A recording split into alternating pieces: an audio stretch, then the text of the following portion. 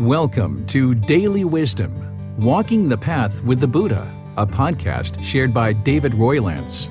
This podcast is dedicated to guiding you to completely eliminate the discontent mind and the suffering it causes by attaining enlightenment.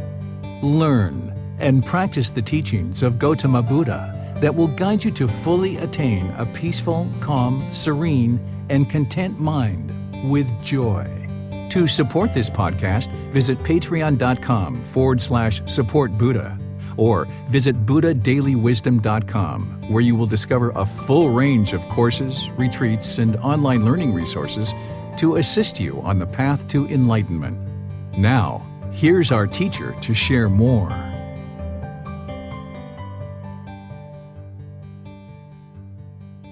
Sawadee Kap. Hello and welcome to Daily Wisdom, Walking the Path with the Buddha. Today we're going to be doing Breathing Mindfulness Meditation as a group.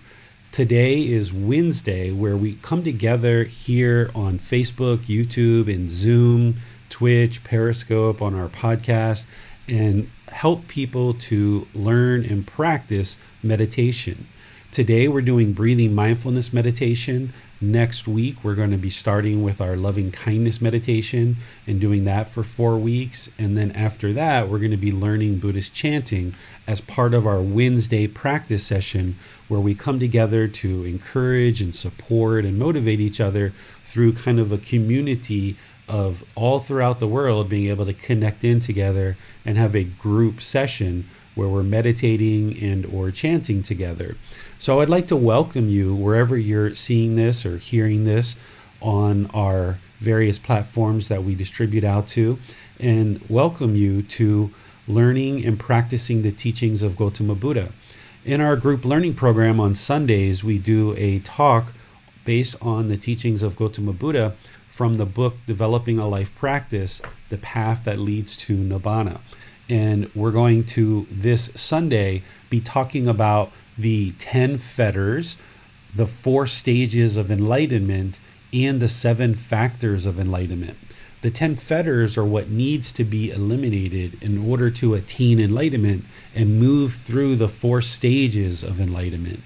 And then the 7 factors of enlightenment are 7 practices that need to be in place to help fine-tune and kind of optimize the mind as you're progressing on this path to awakening to this enlightened mental state, where the mind's peaceful, calm, serene, and content with joy.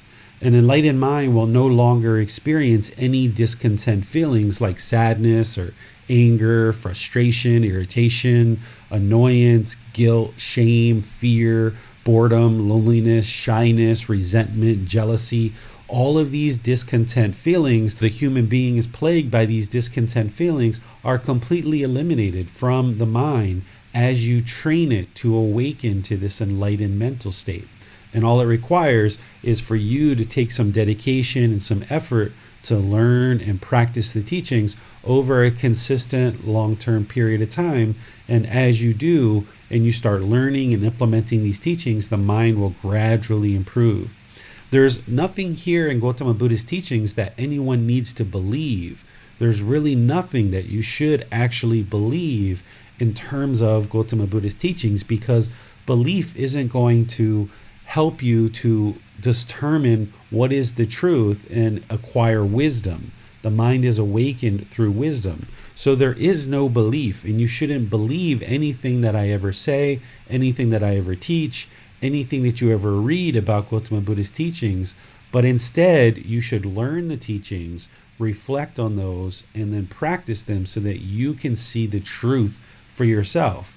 And that's what today is all about, is rather than believing that meditation is going to be helpful for you, let's actually practice it so that you can see that it is indeed improving the condition of the mind the more that you build up and develop this practice of meditation. So today is all about breathing mindfulness meditation, where we're training the mind through a dedicated, active, purposeful training session to eliminate craving, desire, attachment from the mind, and to cultivate mindfulness. Craving, desire, attachment is the cause of all discontent feelings. This is where the mind longs for something with a strong eagerness. You just really want something so badly. And if you get it, the mind is happy, it's excited, it's elated, but that's discontentedness. Or if you don't get the object of your affection, then the mind's angered or frustrated or irritated. This is discontentedness. And sometimes the mind doesn't even know what it wants. And oftentimes this will bring about boredom or loneliness or something like this. So it's this craving, desire, attachment, this mental longing with a strong eagerness where the mind longs for something externally and then wants to hold on to it very tightly, that causes the discontent feelings in the mind. So what we're doing in breathing mindfulness meditation is training the mind to focus on the breath and let go, or the Buddha called it cutting off the thoughts and bringing the mind to the breath, where now you gain more and more control over the mind, that it's no longer yearning or longing for this satisfaction, and it's no longer attempting to have this craving, desire, attachment for these external things and trying to pull things in and hold them very closely. Because as I mentioned, if the mind gets what it wants, it gets excited and it gets happy and elated. But if it doesn't get it, then it's going to be angry or frustrated and irritated. And since you can't always get everything you want because of impermanence, that means if you long for these pleasant feelings, then at some point you're going to also experience these painful feelings. So breathing mindfulness meditation is training the mind to eliminate this mental longing with a strong eagerness and allowing it to reside peaceful, calm, serene, and content with joy, focused on the breath, training it to let go. And in breathing mindfulness meditation, you're also cultivating this mindfulness or awareness of mind. Because as you're focused on the breath, if the mind wanders, or as it wanders to the past or the future, or it has various thoughts, ideas, and perceptions, you're going to be aware of that. The mind is going to get more and more awareness of this mind kind of longing in different directions. And when you do, you're going to cut that off, let it go, and bring the mind back to the breath. And over multiple sessions, through eliminating this craving, desire, attachment, and cultivating this awareness of mind or mindfulness, the mind starts to reside more and more in the present moment, because the breath is the present moment.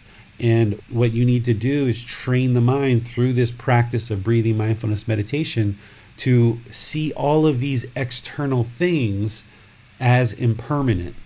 All these external things that the mind is longing for are all impermanent. They're constantly changing. They're not permanent. But the mind wants them to be permanent. This is why when someone dies, for example, that's close to you, the mind might become sad or have grief or sorrow. You know at a certain level that everybody needs to die. There's no way around that. We all have to die. So at an intellectual level, you understand that everyone has to die. But when somebody does die that's close to you, the mind has this longing and strong eagerness for permanence. It wants things to be permanent. And when things aren't permanent, the mind causes itself to be discontent. You're driving down the road, you have this lane of traffic, and somebody comes and cuts you off. The mind was craving permanence. We're not talking about whether the person was right or wrong and how close they were to cutting you off, but the fact is that the mind craves this permanence, where you have this clear line of road where you can drive, and now when somebody cuts you off, the mind doesn't like that because it's craving permanence. Or if you have a certain cell phone or computer or some pen or some object that you use frequently, and now you lose it, or someone steals it, or it breaks, then the mind becomes discontent, because the mind is craving permanence. It has this mental longing with a strong eagerness for this external thing to be permanent. So all of these situations and many more are all creating in the mind this discontentedness, because the same core problem of craving, desire, attachment is that mental longing with strong eagerness that is causing the mind to be discontent, whether it's somebody who dies, whether it's someone cuts you off in traffic, whether it's you lose or misplace or your phone breaks. The cause, the underlying cause that is causing the discontentedness in the mind is exactly the same. It's craving, desire, attachment. So this particular meditation is going to slowly, gradually train the mind to see all of these external things as impermanent. And when the mind awakens and it gets this wisdom to understand that all these things are impermanent, not only these external things, but even when somebody talks to you, you're going to have some people agree with you and some people who disagree with you, because it's not possible for 100% of the people 100% of the time to agree with you. That's not possible. So when somebody disagrees with you, if your mind is awakened to impermanence, you can train the mind that, okay, this is just impermanence. Someone disagrees with me, and now I can talk kind, polite, and respectful to this person, and I don't need to have anger or frustration.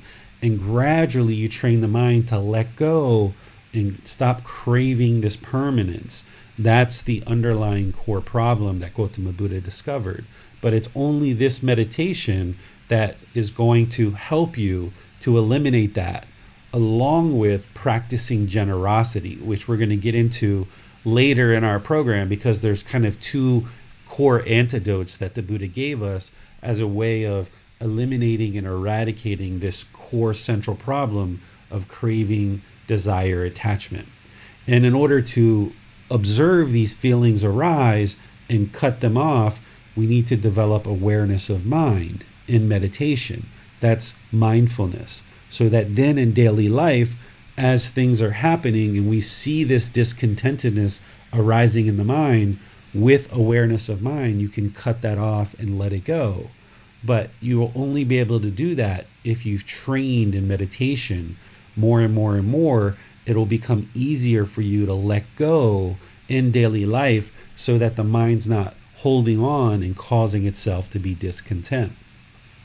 So I would like to invite you to pull up a meditation cushion, to get a chair, to either lie on the floor if you're going to do lying position, or if you're going to do standing position, do standing position, where you can take up a meditation position of either standing, lying, or sitting in order to do meditation.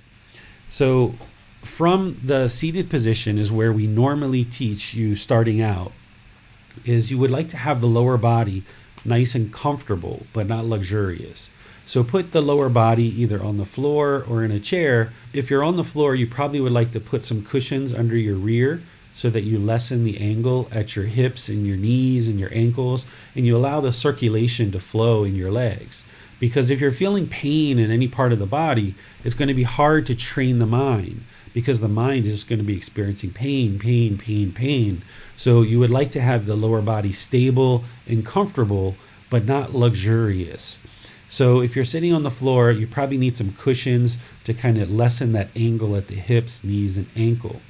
Your upper body should be nice and erect, right? So if you're in a chair or you're sitting on the floor, don't lean back up against something unless it's just absolutely necessary in order to eliminate pain. And even then, just kind of do a lightly leaning back in order just to support the upper body, but don't allow the upper body to collapse, because then the mind is going to have a tendency to become inattentive.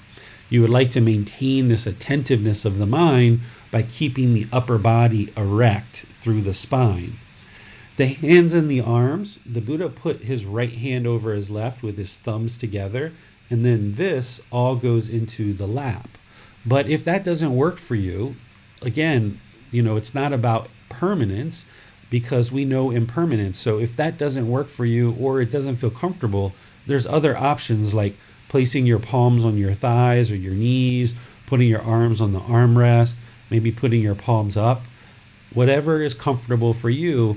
Essentially, your meditation position should be such that all the muscles in the body are essentially relaxed, except for this middle part of the body where it's nice and erect, and that helps to engage the muscles, and it keeps the mind attentive and alert so that we can access it and train the mind. Because the mind's the boss, the body's the employee. We need to go through the employee in order to get to the boss. So we keep this body active and attentive. If the employees are too luxurious, then they're not going to want to take us to go see the boss.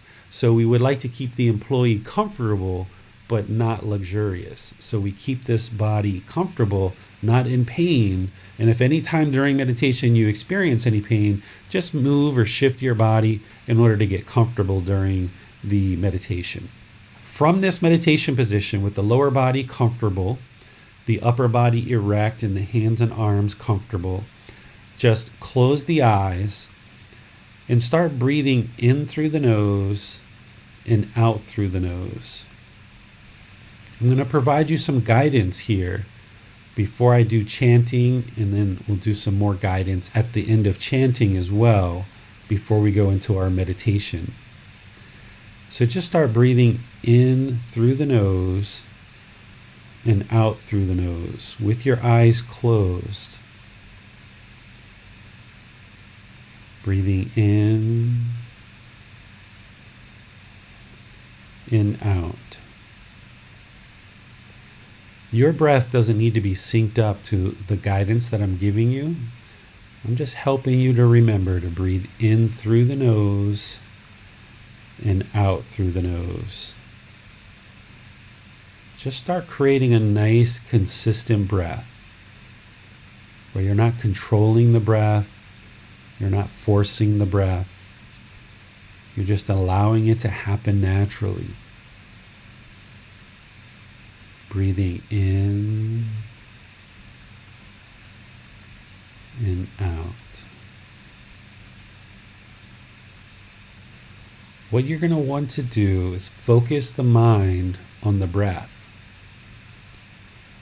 the sound of the breath, or the sensation of air entering the nose. The breath is the present moment. So you'd like to fixate the mind on the breath. Breathing in and out.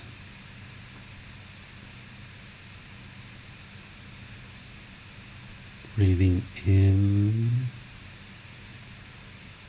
and out.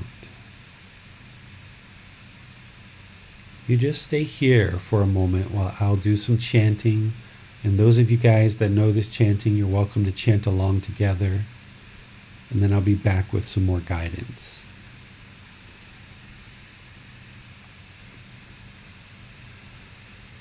Arahang Samma Sambuddho Bhagava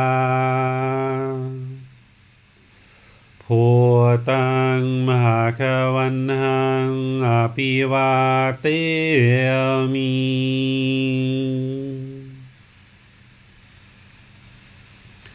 Savakhato Bhagavata Tammo Dhammang Namasami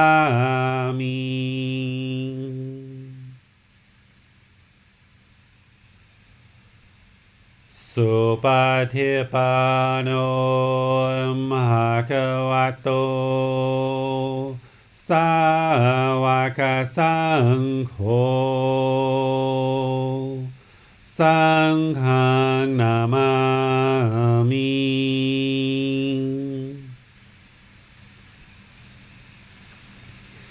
Namo Tassa Bhagavato Arahato Samma Sambuddhassa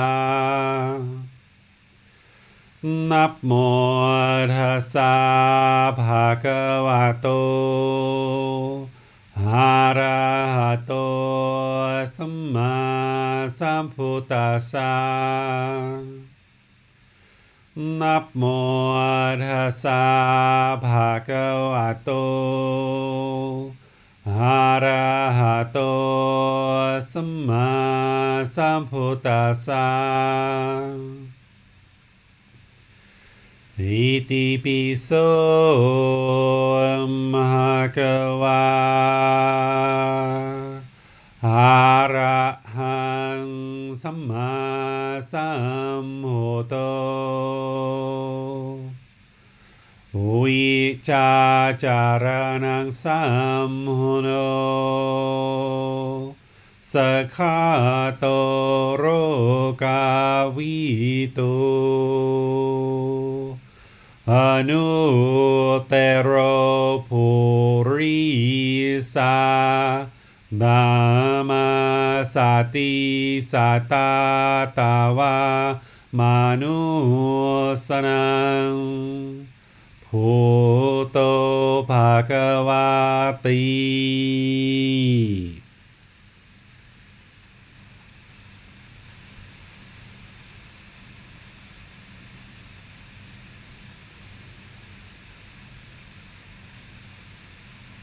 You should be breathing in through the nose and out through the nose.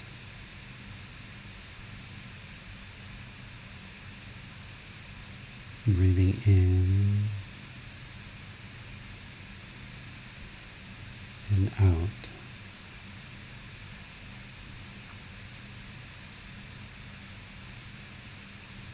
Breathing in and out.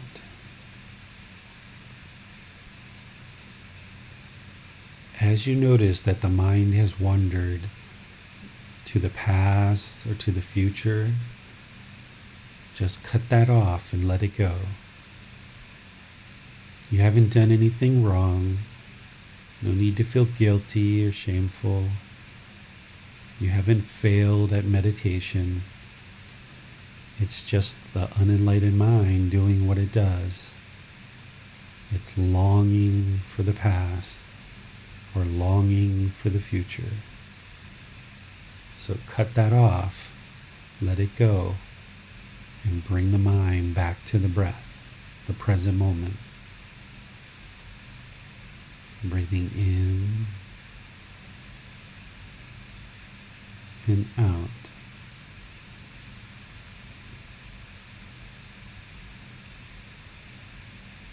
Breathing in and out.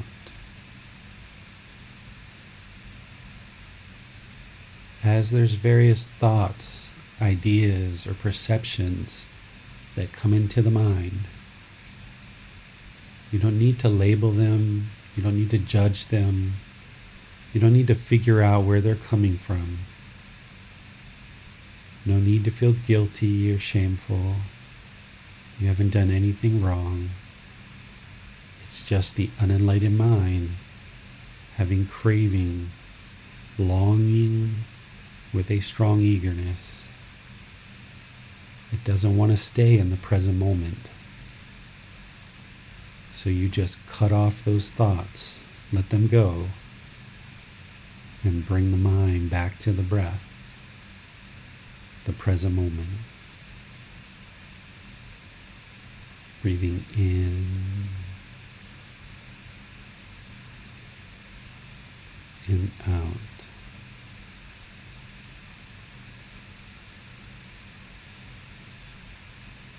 Breathing in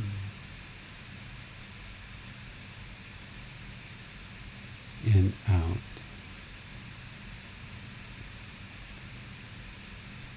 The unenlightened mind's going to want to hold on. That's why it's holding on to the past, the future, thoughts, ideas, perceptions. It may even want to hold on to this voice. But I'm going to be quiet soon so that we can train the mind to go inward and not hold on to anything external by just focusing on the breath. Breathing in and out.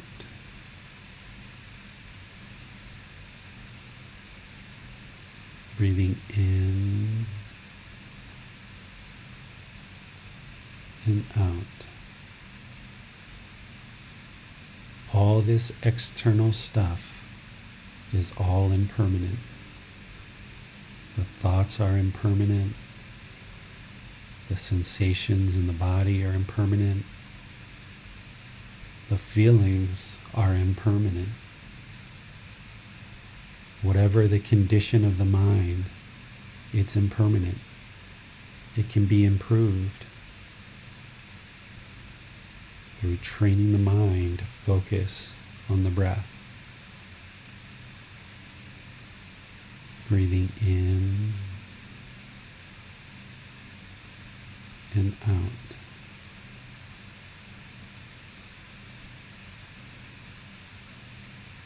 Breathing in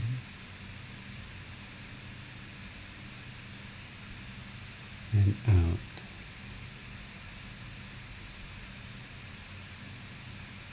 You have nowhere to go.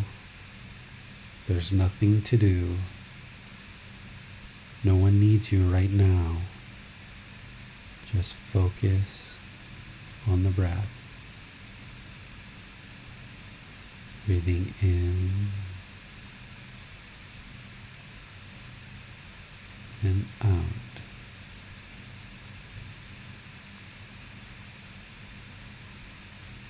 Breathing in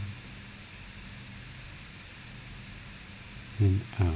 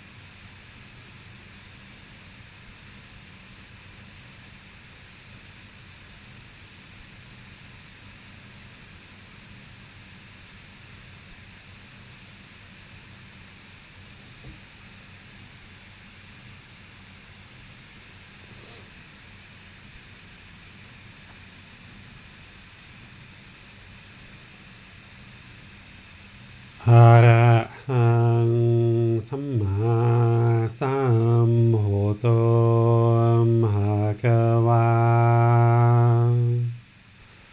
พุทธังภะคะวันหังอภิวาเทมิ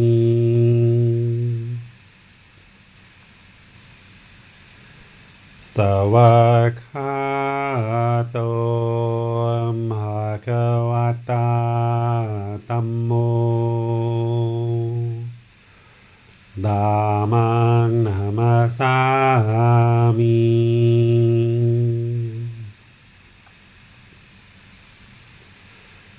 สุปฏิปันโนภะคะวะโตสาวกสังโฆสังฆังนามามิ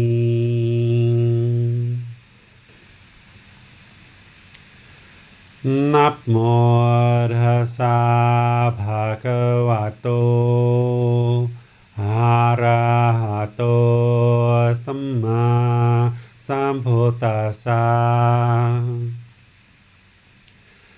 นะโมตัสสะภะคะวะโต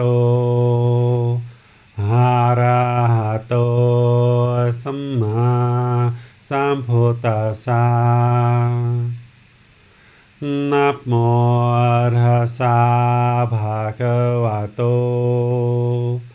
อะระหะโตสัมมาสัมพุทธัสสะอิติปิโสภะคะวะอะระหังสัมมาสัมพุทโธวิชาจารณังสัมมุโนสัคขะโตโรกาวิโต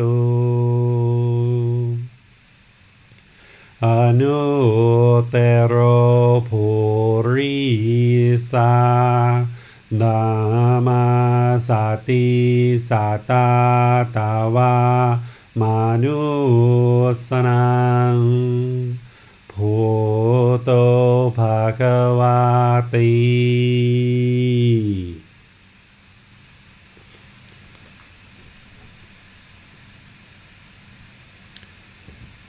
Okay, if you guys would like to start slowly coming out of meditation,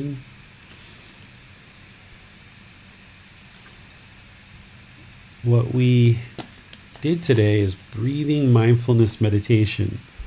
Gotama Buddha explains this as being essentially the best thing that you could ever do for your practice, is actually doing breathing mindfulness meditation, developing the perception of impermanence, where the mind starts to understand and starts to practice that these thoughts and ideas, perceptions are all impermanent. These physical sensations in the body are all impermanent. All this external stuff around us, it's all impermanent. Even this physical body itself, it's impermanent. It's constantly changing. There's no fixed, constant, steady state of this body or these external things. And the more that you train the mind to let go of all these external things and the thoughts and feelings in the mind, then the mind will reside peaceful, calm, serene, and content with joy permanently. But in order to get there, you have to first train the mind to understand and be comfortable with impermanence. So if you're interested in moving to this enlightened mind, you should be meditating daily, once, twice, 3 times a day.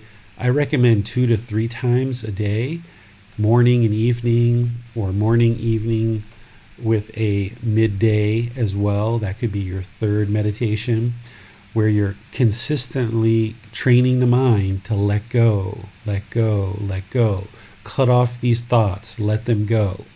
And the more that you do this over a consistent period of time, you start gaining control over the mind. Rather than the thoughts and the mind controlling you, you're actually controlling the mind. So that now in daily life, when discontentedness arises, sadness, anger, frustration, guilt, shame, fear, boredom, loneliness, jealousy, any of these discontent feelings arise, if you've done the work each day over a consistent period of time, then you can readily cut off those feelings and let them go, because you've trained the mind to do that over a course of many meditation sessions. And by you doing that, where you're training the mind in meditation and then actively cutting off these discontent feelings in daily life, eventually, as you learn and practice these teachings, you get to the point where these discontent feelings, they don't even arise. Anger will never arise in the mind. Frustration, irritation, annoyance, guilt, shame, fear, boredom, loneliness, jealousy, resentment. You'll have trained the mind so well that these discontent feelings won't arise. But it's going to take some time. And what happens is, if your emotions and your feelings are really strong and really heightened, then over time, what you'll see as you train in these teachings and you train the mind, they will soften and soften and soften and soften, where you'll experience less and less and less discontentedness till, as I mentioned, eventually these discontent feelings, they won't even arise, because you have such control over the mind, and the mind is residing in the present moment, that it's no longer during meditation or outside of meditation, it's no longer experiencing any discontent feelings whatsoever. But it takes your dedication and work to get there. So I would like to open things up to any questions that you guys might have about breathing mindfulness meditation or anything that we've been teaching so far in this program. We have moderators James and Bassam who are going to be getting the questions from Facebook, YouTube, and Zoom, and make sure those get brought into the class and answered during the class. So you can just type your question into the comment section, and they will be sure to see those either in Facebook, YouTube, or Zoom. And if you're in Zoom, you can electronically raise your hand and ask any questions directly if you like. So I'll just turn things over to all of you to ask any questions about your meditation practice or any aspect of your practice that you're needing help or seeking guidance on at this point. I have a question to start us off, David. Given that meditation is a way to experientially understand the three universal truths, is this understanding anything that we should be consciously looking for in our meditation, or does it tend to manifest itself as we meditate? Yeah, so this first universal truth of impermanence, Gotama Buddha explains in his teachings that you need to develop the perception of impermanence. Essentially what he's saying is you need to soak impermanence into the mind and develop it in the mind, where you just understand all this conditioned things, these external things, these conditioned thoughts, they're all impermanent. And you need to soak that into the mind very deeply. And it takes time to do that. So he talks about not only breathing mindfulness meditation and focusing on the breath and all these things, but he talks about developing the perception of impermanence. One of the ways that you can do that, and I don't suggest you do this every session, but one of the ways that you can do this is as you're in meditation and a bodily sensation, for example, arises, like you get a little piece of dust on your skin or some little tickling, itching sensation arises in the body, you can just focus on the breath and just repeat over and over, impermanent, impermanent, impermanent, impermanent. And then what you'll notice is that bodily sensation will subside over time, or that little tickling sensation because of a piece of dust that lands on your skin, or some thought that enters into the mind. You can just say impermanent, impermanent, impermanent. Or when you're walking down the street and you're walking on the sidewalk and you see a crack in the sidewalk, impermanence. You're walking down the street, you see a fence, that one section of it is painted, very pristine, brand new paint. Another section is old and deteriorated. Impermanence. Or you're looking at pictures of this existence, and you see pictures when you were a child, and you see pictures now, and you see the physical body has changed. Impermanence. Or you see your car, and you remember the car that you purchased once was very beautiful. Maybe it was a brand new car, or it was somewhat new, and now it's deteriorated over time. Impermanence. Your child comes home with good grades. The next time they come home, they're not so good. Impermanence, right? You can start identifying impermanence in your meditation, and you can identify it outside of meditation and just soak it into the mind so deeply. But you shouldn't do this in your meditation all the time, because you need to focus the mind on the breath and letting go of thoughts and cutting thoughts.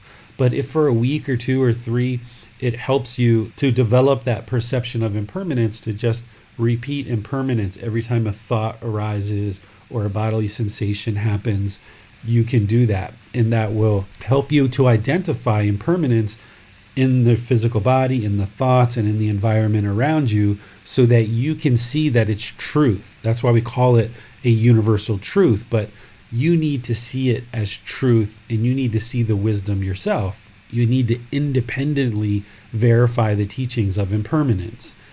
Then, in terms of discontentedness, the second universal truth, those painful feelings, pleasant feelings, and feelings that are neither painful nor pleasant. So that anger, sadness, frustration, irritation, guilt, shame, fear, all of that stuff. The happiness, excitement, elation, pleasant feelings. Or that boredom, loneliness, jealousy, whatever you consider to be neither painful nor pleasant, something like shyness. When these feelings arise in you or in other people, you can identify the craving, and you can see it. There's usually more than one, and you can confirm for yourself that all discontentedness arises because of craving, desire, attachment, this mental longing with a strong eagerness.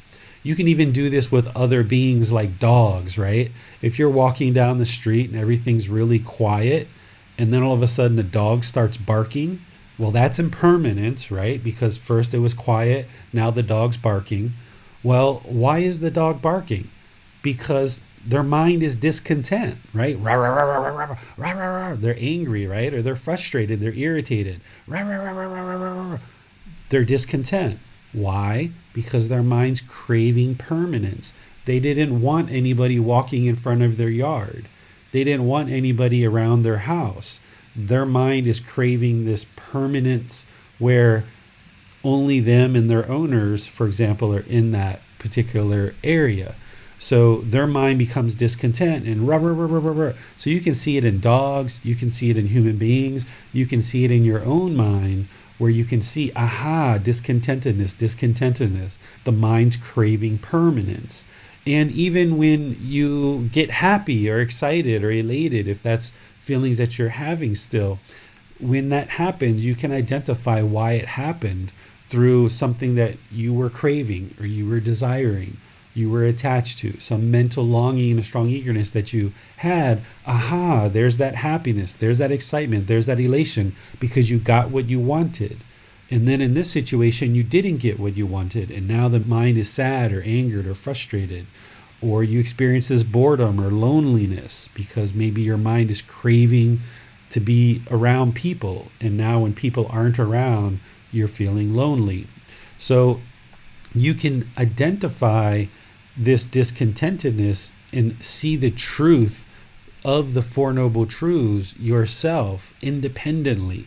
If you understand intellectually what these universal truths are, like impermanence and discontentedness, you can go out and independently prove that for yourself so that you gain wisdom. That's practice. That's your practice, not just in meditation, but outside. You need to walk around and observe these teachings because they're the natural laws of existence. These natural laws, these truths exist everywhere around you. So you can independently prove that these teachings are true and gain that wisdom. And likewise, with the third universal truth of non-self, The more that you understand what non-self is, it's how the mind really doesn't have a permanent self. But the unenlightened mind thinks that there is a permanent self. The unenlightened mind falsely identifies this physical body and this mind as being a self. This is the self-identity or the self-image.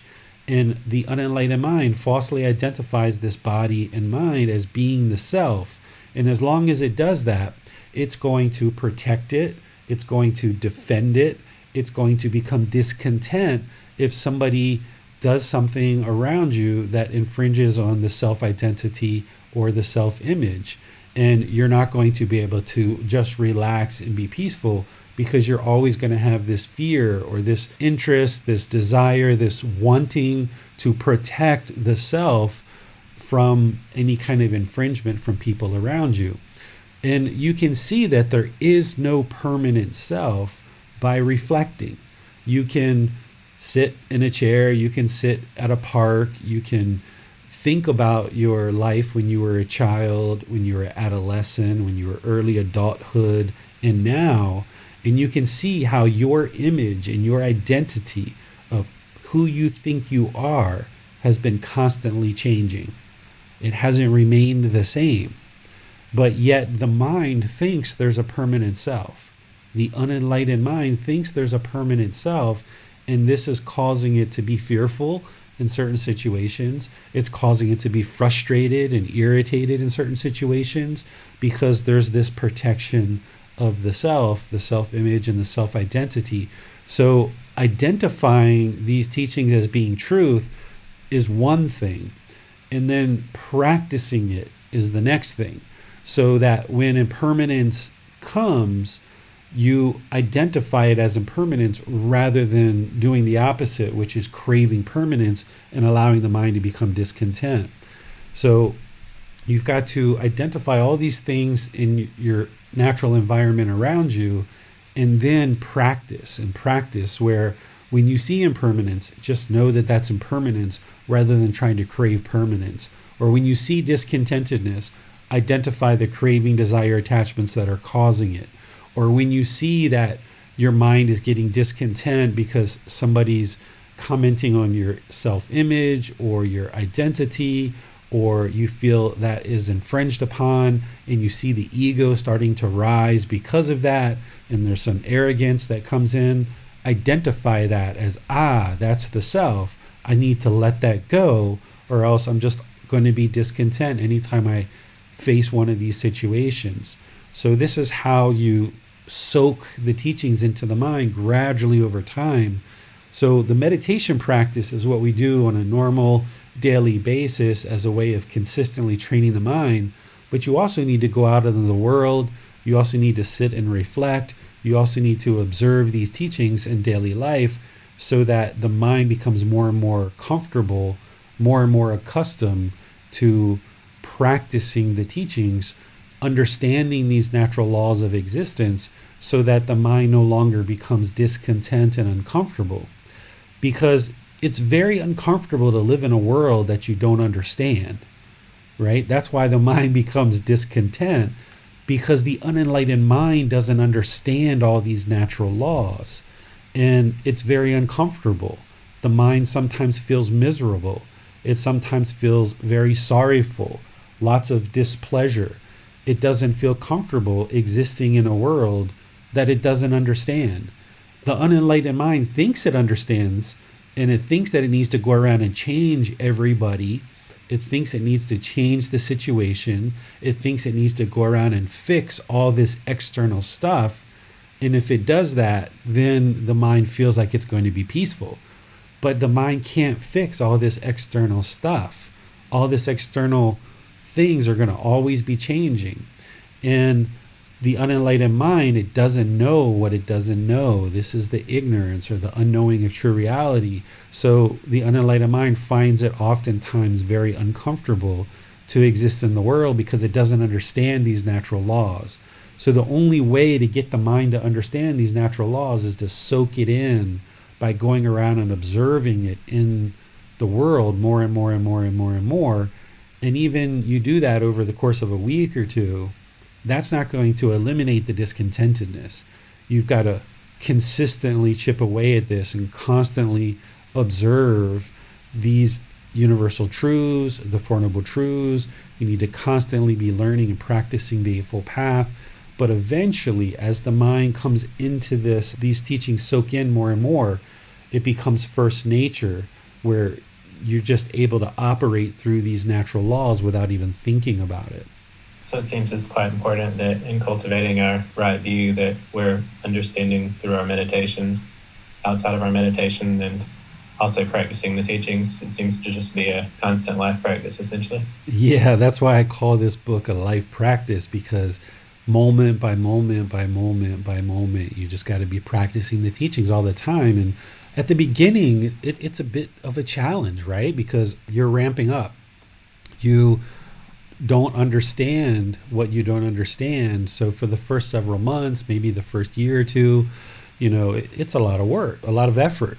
You've got to not be complacent and really put effort behind this practice. You've got to have energy to put initiative behind actively learning and practicing. And as you do, and these natural laws become more and more soaked into the mind, now it just becomes first nature, and life becomes so smooth and fluid because you just understand what's happening around you. It's no longer uncomfortable to exist in the world. It's no longer miserable, because when things happen, you know exactly why it happened, right? So when you walk out and you see that scratch on your car, in the past where you might have gotten angry and frustrated because the mind was craving permanence, had this mental longing and strong eagerness to keep the car permanently looking beautiful, as you learn these teachings and they soak in more and more, and you walk out and you see the scratch, that makes sense. There's impermanence. I guess I'll get that fixed at some point, or whatever you decide to say or whatever you think. But the answer isn't to get angry. That in that situation, there's just no benefit to getting angry ever, right? There's no benefit to the frustration or the guilt or the shame. So the mind gradually starts to awaken through this wisdom, and it realizes more and more that there's no benefit in these discontent feelings.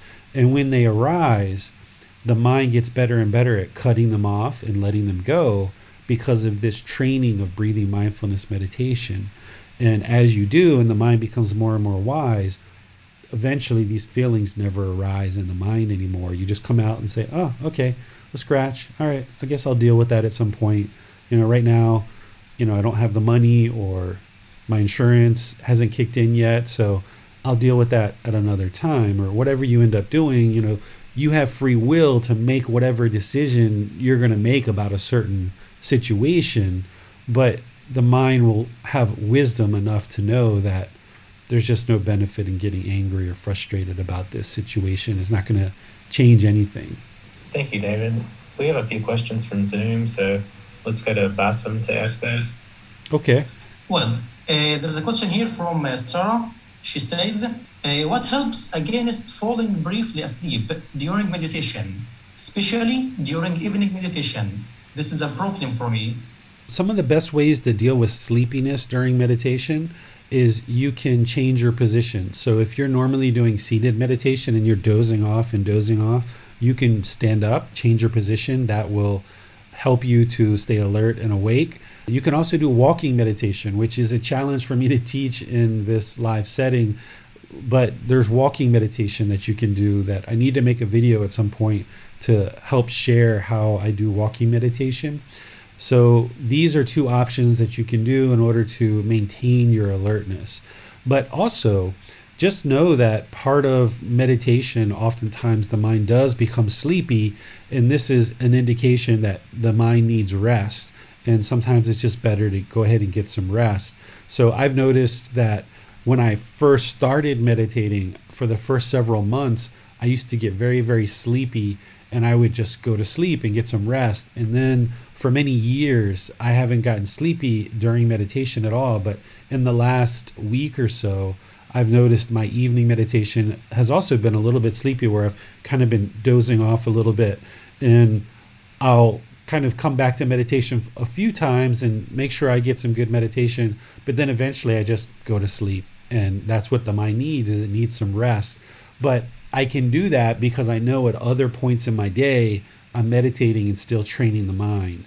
So every single meditation, you're not going to be completely alert and attentive, because that would be permanence. So there's going to be some meditation sessions where the mind does become sleepy, and you can either change to standing or walking, or you can kind of fend it off for a while and get as much meditation as you can, and then eventually just go to sleep, and know that in the morning or afternoon you're going to get some more meditation, and that's okay. That's fine. So that's just part of the impermanent nature of meditation, that sometimes you'll be sleepy and sometimes you won't. Okay, a question from Holly. She says, if during meditation I find that the mind is so busy and I am unsuccessful at cutting off thoughts and focusing on breath, should I just end the session and try again at a later time, or continue to try to cut off the thoughts? You can do it both ways. That's the short answer. The additional answer that I would share here is that you're going to have some sessions where you're able to cut off thoughts and some sessions that you won't be able to, right? That's impermanence. That's the impermanent nature of your meditation. As you get closer and closer to enlightenment, then of course your mind's going to come more and more to the present moment, and it'll be really easy to just keep the mind in the present moment and focused on the breath. But as that is happening over multiple months and years, you're going to have this up and down with your meditation. So it's not that when you're meditating and you can't keep the mind focused on the breath, that's not a failure of your meditation, because the goal isn't to eliminate the thoughts. The goal is to train the mind to be able to more actively bring it back and bring it back and bring it back and bring it back. So if during meditation the thought arises and then you notice it 2 minutes, 3 minutes, and then boom, you bring it back. And then it stays there in the present moment for a few seconds, and then at some point it drifts again, and you bring it back and you bring it back and you bring it back. And this is happening constantly throughout your meditation. That's actually good for the mind. I mean, the goal is for the mind to reside in the present moment all the way through the meditation, but that's not going to happen until you're enlightened all the way then, right? So that's a long way from now. So what you're actually doing is you're training to get more and more control over the mind. So it's actually beneficial that as you're there and the mind is wandering to the past, to the future, all these thoughts and ideas are coming in, that you just keep bringing it back and bringing it back and bringing it back and bringing it back. So you're training the mind to let go and come back and come back and come back. And that's beneficial for the mind. So you can stay in meditation 10, 15, 20, 30 minutes and keep doing that over and over and over and over and over again. And that will actually be beneficial for the mind. That subsequent meditations will be a little bit easier in daily life. When discontentedness arises, it'll be easier because you kind of went through that struggle. You didn't shrink back from the struggle. You stayed there in your meditation and you constantly brought it back to the breath. But you can also at certain times decide, okay, this is enough.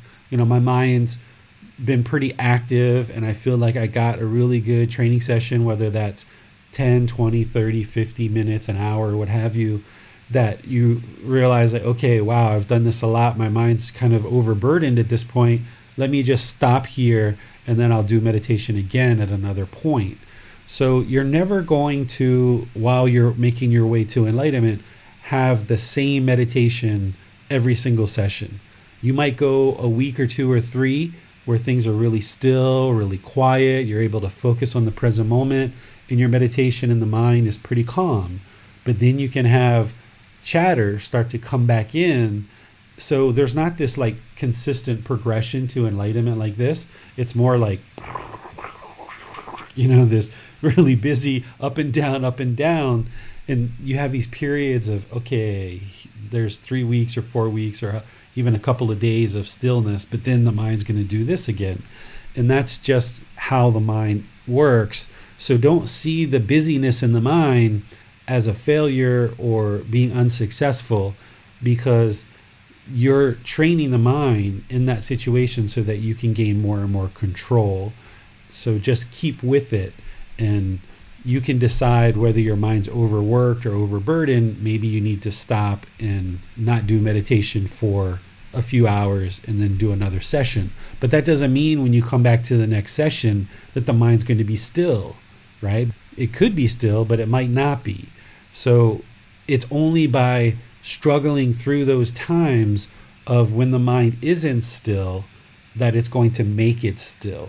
So if every time the mind gets busy, if you stopped meditating and you didn't go through that struggle, then you're not going to get to the stillness. So you've got to push through that by just sticking with it and not shrinking back from the struggle.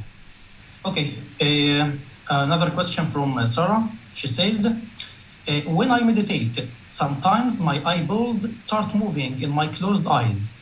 I have to focus very strongly to relax them and then get distracted.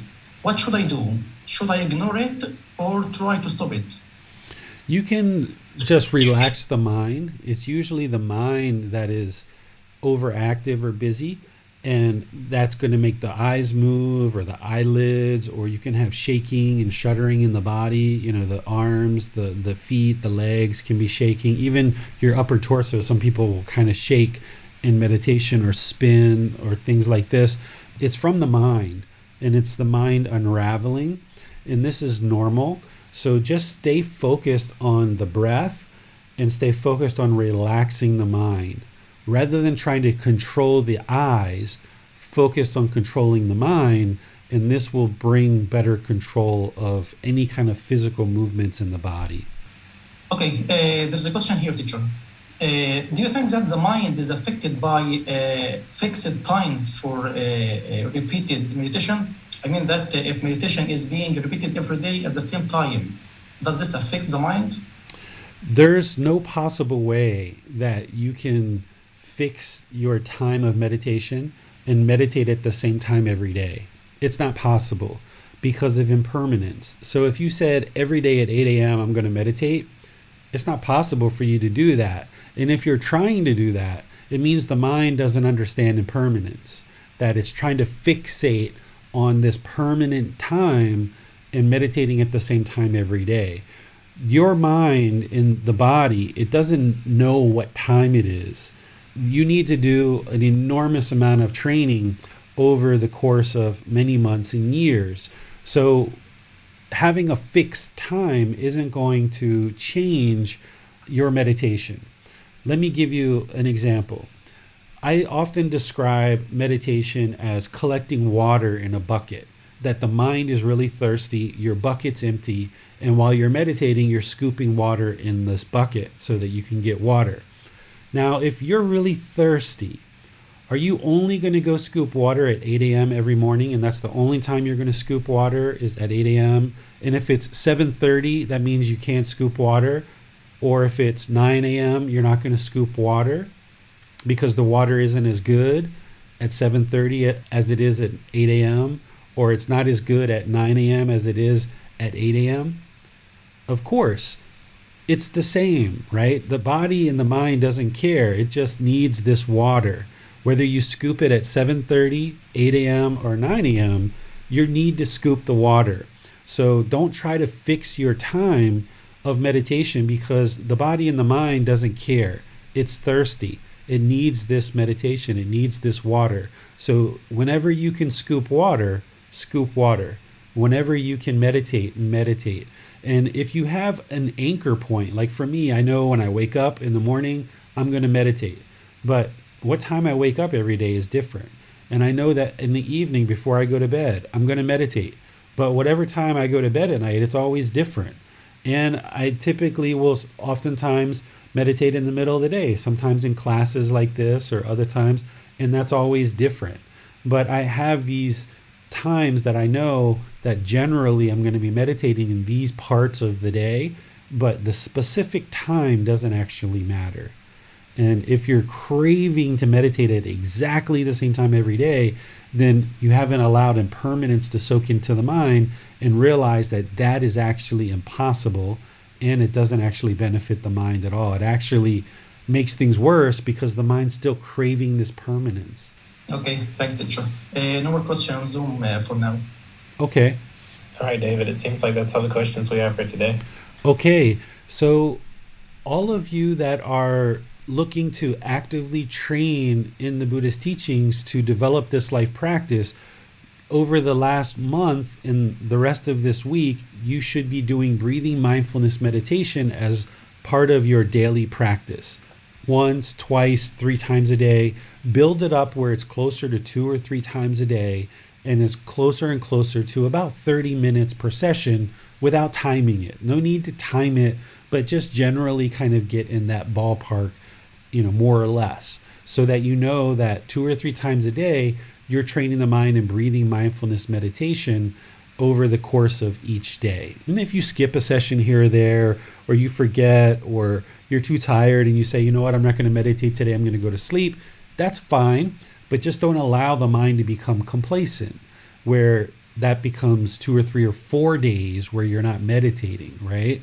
You need to ensure that every day you're meditating. And your schedule of meditation, there's no such thing as a schedule to meditate, because that would be permanence and it's not possible. But you need to be consistently meditating 2 or 3 times a day, each day, and just know that that's going to fluctuate here and there.